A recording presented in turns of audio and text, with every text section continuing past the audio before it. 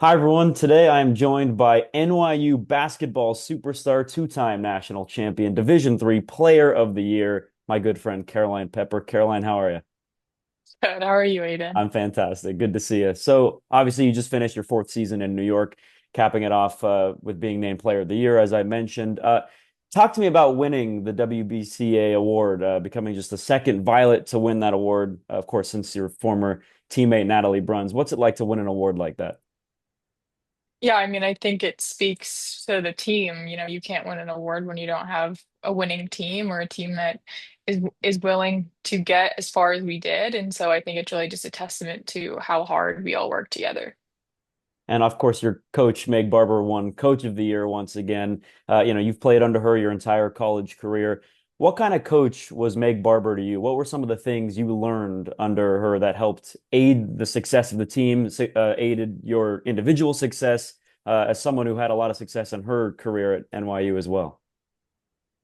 Yeah, I think she's an amazing coach and I think she knows how to make you work for it. And, I can't say our relationship was always smooth sailing, but I think in my early years at NYU, it was about pushing me to be better, and I wouldn't be where I am without that type of push.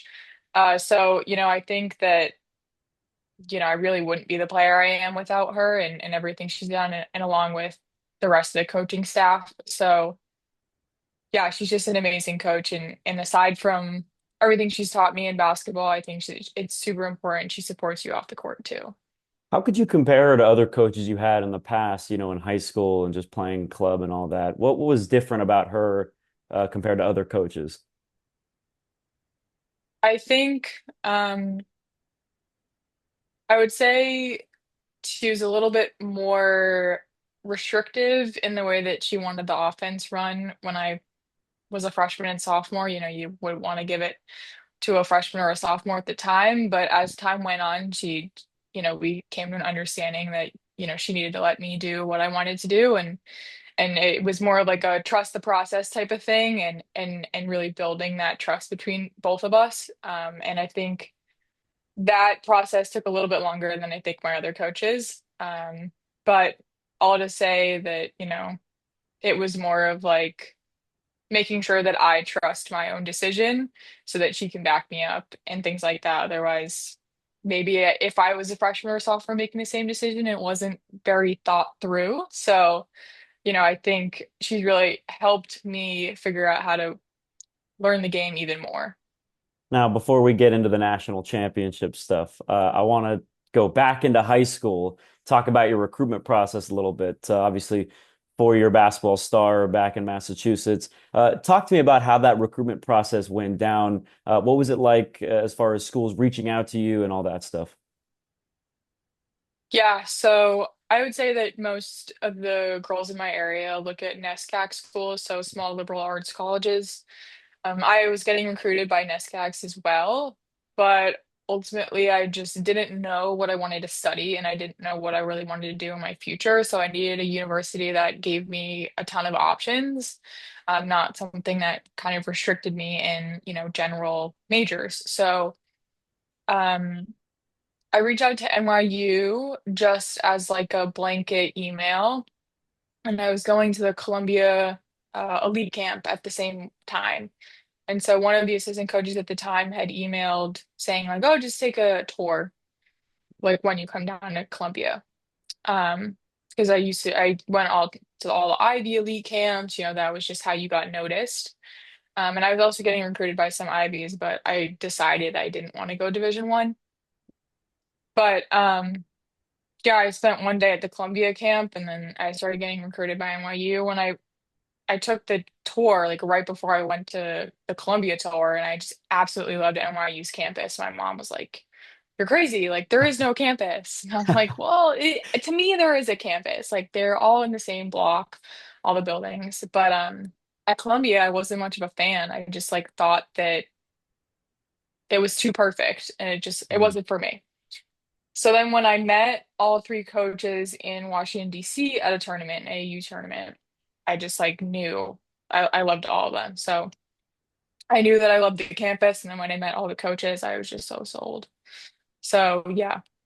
Yeah, it's like the cliche, not even with sports, but just like, I mean, when we were just applying to colleges back in high school, it's like when you know, you know. Yeah. I mean, do you believe in that when you went to the campus or, met the coaches in DC and all that? Like you knew that NYU was your school? Yeah. Yeah. I mean, like the minute I stepped on campus, I was like, I love it here. So yeah, I mean, yeah, it was, yeah, pretty surreal moment. But yeah, I didn't believe people said that. And then when it happened to me, I was like, oh my God. Right. So That's what I tell like some of my younger, my friends' siblings who are applying to colleges. It's like I didn't think that was true either, but then you step on campus and you're like, whoa, like you get this weird feeling of wow, this is for me. So that must be a great feeling to know, like, okay, this is a place I want to be, a place where I can get good education and also play some basketball, win some national championships too, of course. But I'm curious to know. At what point did you realize like, hey, I'm good at basketball and I'm good enough to go play college? And you were saying, I know you didn't want to go D1, but you're getting recruited by Division I schools. Like, at what point did you know I'm good enough to take my basketball to the next level? I think in high school I was, I kind of figured it out. And through AAU, my AAU coaches like had believed that I would be they had college players in the past and that they believed that I was that type of caliber. Um, but I would say that my experience is a little different because of COVID. So when I got recruited, like it was all highlight reels. I actually didn't get to tour any buildings at NYU. Like I couldn't go in any of them. All I could do was walk around the campus. And I actually met the team in like a hotel. I couldn't like actually be in any of the buildings. So yeah, I mean, I figured it out in high school, I think, but it was always the plan of like, I'm going to use basketball to help me get into a better college, but I always prioritize my education, my academics first. Um, so it was kind of just going to help me get in the door and the university that, maybe I wouldn't have been able to get in without basketball type of thing. And obviously NYU, a very rigorous school. How did you manage traveling so much? Of course, when you make those deep playoff runs and you're just traveling every weekend, how did you manage that with school? Did you talk to the professors like, hey, like I'm playing for a national championship, like give me an extension, or what was that like? Yeah, I mean, I think I lucked out this semester, but in the past, I don't, I'm a math student, so I don't really have any papers or extensions to be asked for. It's more of Right. like a, I'm gonna miss an exam type of thing. So in the past, like I've been, you have to go to your professor super early and, explain to them that you're gonna miss this day, this day, this day, and like you're gonna have to miss this exam. We're very fortunate to have athletic advisors who help us figure out how to proctor exams on the road. So sometimes you have to take it in a hotel room, Wow. but other times our professors aren't so forgiving. And so a couple times they were like, no, you actually can't take it, and that's not always fun. But because we're Division III, it's the professors. It's just their whatever they want to do. It's not like it's mandatory for them to let us not take it or to reschedule it. It's always the professor's idea on what to do. So it's a little bit different in that respect. So it's a lot of an adjustment and you have to be able to manage your time. I know I this semester I had weird homework deadlines, and so I have homework due Thursday at 9 p.m. But for us, a Thursday is a travel day, Right. or actually Thursday at 2 p.m., Mm. Friday at 9 p.m. So Thursday's a travel day, so I could be on a plane at 2 p.m. So it's like you got to do it before then. So it's just things like that that you have to like be aware of and try to make sure you do it ahead of time so that when you're preparing for two games in a weekend, you're not doing your homework and spending time with your team instead. It's funny because like working with the hockey team at Wisconsin, of course, they get all the extensions and all that. I'm an announcer, so they don't care about me. I've taken so many zeros this semester because I'm like, I gotta travel, or like it doesn't matter. We can't accommodate you for that. I'm like, ah, all right, Yeah. fine. Makes sense. I'm not the athlete. But anyway, so you get into college, nailing 5 threes in your college debut, of course, pretty impressive. Getting UAA Rookie of the Year as well. How quick were you able to adjust to the college play style? I think I adjusted relatively quickly. I would say I didn't adjust well to the size and like strength of college athletes because I was playing up against girls that were probably 4 years older than me at the time. So, and it's not something you can just, you know, make up out of thin air. It's something you have to like work on, throughout the summer, throughout the entire year. So I think for me, it was more about strength, but I think I was fortunate to play in AAU programs and a high school team that loved to play transition basketball. So for me, the pace of it wasn't any different. It was just really like if you got to the rim, what were you going to do if the girl is much bigger, you know? Right. So, of course, it forced you to get a little stronger, hit the gym a little bit more. But did it force you to change your playing style at all? Not really. I mean, I was Okay. recruited as a guard and a shooter, so I pretty much did the same thing. Another, I think another thing that, I mean, I was recruited as like an offensive player and I didn't really play much in defense because I was always tall, Right. but I wasn't that tall on our team anymore. So I was always the tallest one in high school, but it didn't cut it here. So playing defense was a very big struggle for me. So I wouldn't say I'm the best defender, but we figured it out eventually. Who were some of your teammates or even coaches that helped you adjust the best, not only to playing in games, but just adjusting to being a student athlete, playing in college, being away from home? Yeah, so I mean, I was very fortunate that my incoming class had only two people, and my classmate had actually torn her ACL like 10 games into the season. So it actually became like we only have one freshman. Mm-hmm. So in terms of, you know, the connection with the coaches, like they were, checking in weekly, um, if not every other week, but it was a lot of making sure that everything was going all right with me because I happened to be the only one on the floor. I was, a little younger. So I think they helped me the most with the adjustment. And I would also say the sophomore class at the time was like very open and was willing to have a conversation and kind of bring me and my teammate under their wing. So yeah, super fortunate to them. And they're actually like my best friends throughout like all of college. That's nice. And of Yeah. course, in that first season, ended short in the Elite Eight. But tell me what it was like to experience that NCAA tournament for the very first time and going pretty far in it. Yeah. Yeah. I mean, we didn't have a gym, so we were supposed to Right. host. We were a very high seed. We were supposed to host all the way to the final four, Mhm. and then we didn't have a gym, so we got shipped off to Messiah for the first round. Um, the tournament was a wake-up call for me, at least in the very beginning. Um, just like with the way that everything was heightened, like the emotions that went into a game, like everything was a lot more like there was a lot more on the line. And then when we got to Transylvania, it was just a very different atmosphere. I don't know, it was probably I want to say it was the worst game of my career, but I Really? could say Scranton was too. In terms of the environment, the Okay. fans weren't the nicest. There were, Mm. it was just we're in Kentucky, so I don't know what to expect. But we got in foul trouble super early. It Mm. was a team that played zone the whole game. And yeah, I just remember the locker room after the loss and feeling like we had six or seven seniors at the time that, we should have made it farther for them. And so then that's what kind of like propelled us Mm. throughout the next 3 years after that. Just that same mentality. Yeah.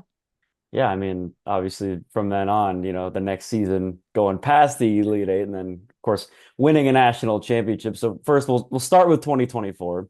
Coach Barber's first undefeated season, 31-0, which is incredible. Of course, we'll get to the record later on.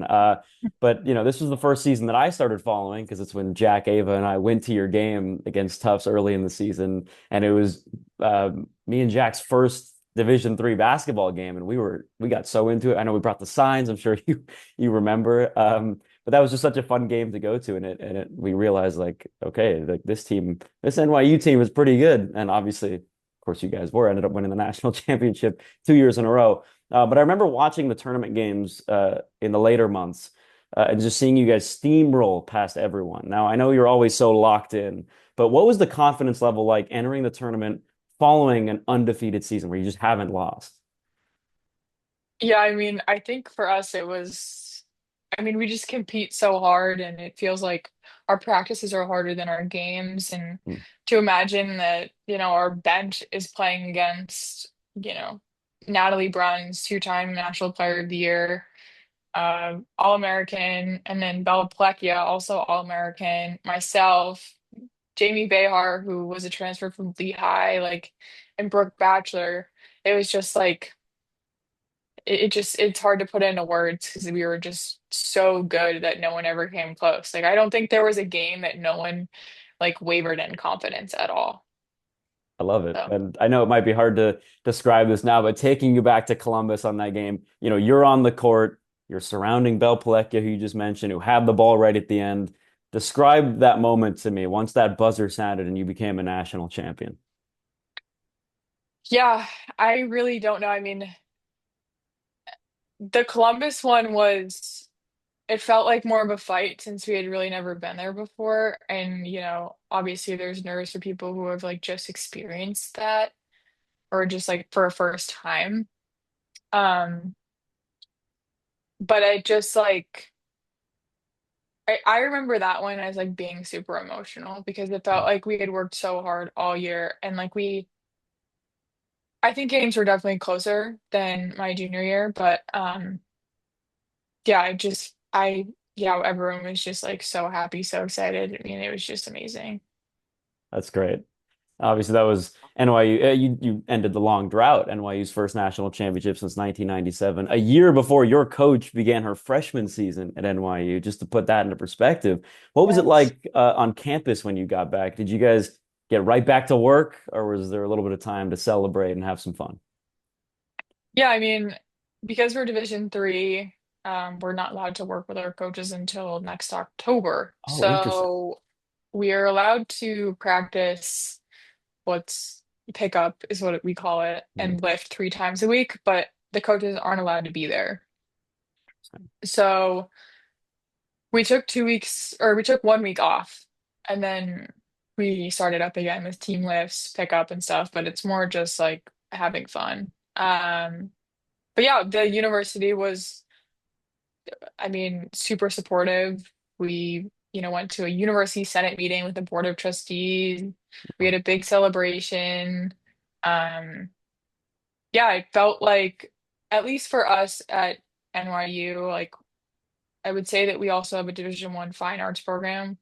So, the Tisch School of the Arts is very good. Yeah. So I think sometimes like our athletics department's overlooked by that, Mm, and also all the other things that NYU has to offer. So I think for us, it felt like we would finally catch like our university president's eyes and at least all these other important people in the university that, finally understood that our athletics program is something to be proud of.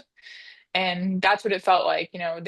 Some of the board of trustees actually came up to us and was like, you don't understand like what this does like for us. Like we were watching you the whole time, like we couldn't be prouder and all this stuff. So it just felt like it was turning a page for our department. And like, you know, now even after a few years, like mm, swim and dive won a national championship this year. And I actually just went to the university senate meeting yesterday nice. about our amazing winter team's season because wrestling did really well as well. And, now we've won more national championships in the last 24 months than the last 20 years.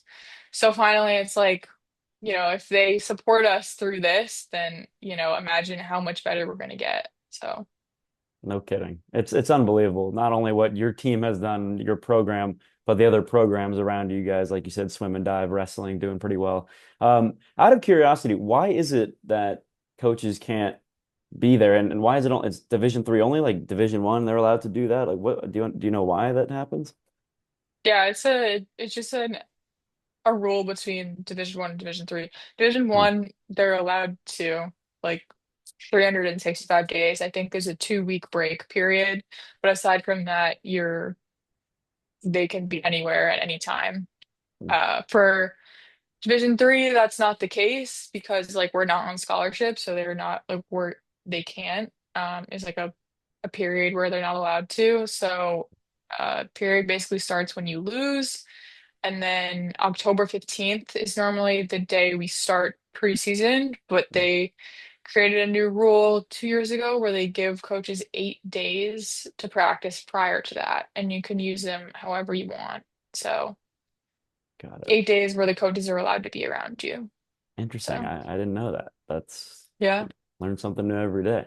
Mhm. So obviously it's one thing to win a national championship, but it's another thing to win back-to-back national championships. And it's, of course, it's just as hard to win the second one as it is the first, if not harder. Not only do you guys go back to back, you go undefeated again. And I know some athletes that I've talked to in the past say that once they've won a championship, they tend to lose their drive a little bit since they'd finally reached that main goal. So how were you and the team able to deal with that championship hangover to go win another one? Yeah, I mean, I remember Coach Barber said that exact same thing on our first day of preseason, but it felt different because we weren't necessarily losing people that were, we were losing an All-American point guard, but Bell was able to fill that role anyway, and then we got a Division One transfer. It just felt like we weren't losing a lot that would be detrimental to our team. And I think in the very beginning, we're always like, oh my God, we lost Morgan Morrison, also Natural Player of the Year, All-American post player, but it felt like we reloaded in a very similar way. And I think in the very beginning, you're just like, oh, like we're not going to be as good. But then as we like, not to say like we destroyed every team moving forward, that it was just like, oh my God, maybe we are better. And I think we were better because ultimately in the national championship game, the game was over in the first quarter. Like I was bored, quite frankly. Board in the We national went up by like championship game. 20. Like I was like, oh my God. So how does that change the strategy in the game? Obviously, you never think, okay, the game is over, but when you're up 20 points in the first quarter, for example, do you just keep playing your game? Do you switch it up at all? What's the thought process when you're up by that much in a game like that? Yeah, I mean, I think that again, we had such great competitors that they never wanted to step off the gas. Like if you told Belle Palecki to slow down, she'd probably punch you in the face. So it was just like we had people who just were relentless and just never wanted to give up or, you know, there was also such a standard that we needed to uphold the whole time and that if we did, take our foot off the gas and it felt like we weren't staying true to ourselves. Um, but yeah, I mean, I just think we have a ton of competitors and we still do. It's really what made us go. Now, I want to talk about two stats. I know I mentioned it a little bit earlier. I'm sure you know where I'm going with this, but of course, your Violets team set the Division III record, most consecutive wins, second in NCAA history among men and women's teams, 91 straight wins. Now, the majority of college athletes may not even be able to say they've reached 91 wins in their career, let alone 91 straight. Obviously, that level of dominance is just unheard of in any sport at any level. What was keeping the team rolling during this streak? Talk to me about the culture that was built during your time at NYU during this big winning streak. Yeah, I think that for us, the streak, it didn't really matter until we got quite close. Hmm. Especially I think the streak that mattered the most to us was the one that was previously held by Wash U because they were a league rival of ours.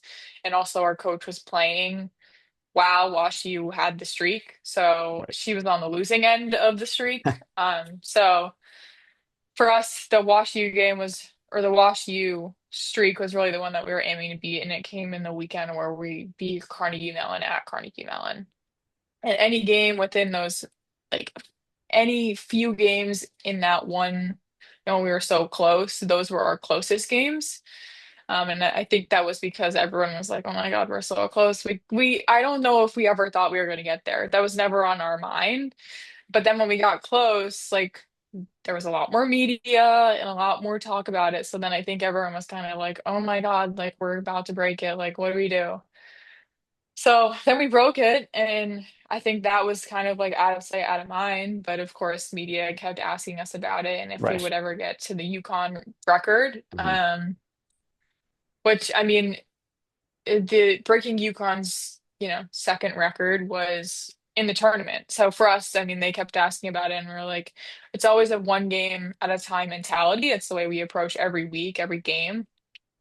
So in the tournament, it was even more important. Like it is win or go home. Right. So for us, I don't think the streak really mattered. It was about the end goal. Right. Um, so yeah, I mean, our coaches do a great job with preparation and making sure that our eyes are really only on the task ahead. So yeah, So the second stat, pretty similar to the 91 wins. Your individual record as an NYU player, I'm sure I know you've seen this all over the place. You've had to talk about it 100,000 times. I know you're a team player, so you might not like talking about it, but it's just so incredible. 116 wins, four losses. You hit triple digits before I could even fill up one hand, which is just unreal. When you look back on that record that you had, what do you think were some of the biggest factors behind that consistency? yeah. Well, I honestly don't even think about that record, but I think the factors are just the team chemistry that we have, the players that get recruited to come to NYU, the way that the coaching staff does such a great job making sure that we have players that fit our program and fit, our motto and we call ourselves the sisterhood because we have, players who really buy in and think of each other as sisters. So I think for us it's, doing it for the greater good for each other and not just for yourself. And so I've been lucky enough to have players like that throughout my entire career, who are true competitors, want to win, um, and really just play together the whole way. So I think, I haven't met one player at NYU that doesn't want to fight for a win. And so I just think that, it was all a team thing throughout my entire 4 years. And, you can't have a record like that if you don't do it together. So. Right. And I know you're so humble, one of the most humble people I've ever met. Did you ever get tired though of seeing those graphics being posted online? I mean, obviously ESPNW, a really big platform, posted that. Did you ever look down and like, all right, like let's move on, or did you like, okay, that's pretty cool? Yeah, I mean, I didn't really look at them until my mom kept sending them to me, but I see her comments on all of them, by the way. yes, of course, of course. She's active on social media, but yeah, I mean, I got tired of seeing my own face. I want them to put other teammates on there. There's no reason for me to be out there.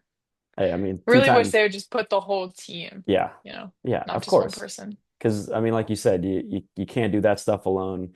I mean, just looking back at the 91 game winning streak, obviously that takes the entire team, a team full of amazing players, and the chemistry as well. I'm sure you're enjoying the offseason at this point, so it might be a little early to ask this, but have you thought about what's next? Are you hoping eventually to continue your basketball career, academic career? Have you thought about that just yet, or is it just off-season time right now? Yeah, I'm in the process of figuring out what's next, but I ruled out, I think, the possibility of playing professionally. I don't think I really want to go to Europe right now, so I've ruled out that. But I potentially might get my master's, might get a job, who knows? Might be a graduate assistant. I feel like that's where I'm heading. So we'll see. But super excited for what's ahead. I'm hoping to be involved in the sports industry in some way. So yeah. Well, playing basketball is not over yet because we have, I won't go too much into it, but we do have a 2-on-2 scheduled with my friend Jack. Of course, your roommate Ava on the volleyball team. Uh, Me and Jack versus you and Ava. Obviously, you're the best player out of the three of us combined times a million, but with your teammate Ava, who's, she's not really a basketball player, how do you think you fare in that 2-on-2 game against us? I think we'll be fine. I think we're gonna be good because she can just set a screen and that's it. That's Like it's we've true. been working on layups a few times. I actually caught her in the gym shooting once with her friend Evie, so You're I lying. think she's really I'm not lying. Oh no. I like before practice once I saw her in the gym and I was like, what's going on? But yeah, it was Wow. she's working on it. I So, mean, we're because Jack and I were banking on like double teaming you and then hoping that just Ava oh, misses her right. layups. But if she's working on layups, that's very bad for us. Yeah. Thanks for Yeah. telling us. Now I know to Mm. go get in the gym and work on some other things. But anyway, Caroline, I appreciate you taking the time to do this interview. Congrats again on a very fantastic career at NYU, and I look forward to seeing what's next for you. Thanks, Aidan. All righty. Thanks everyone for watching. I'm Aidan Michaels, and this was Caroline Pepper.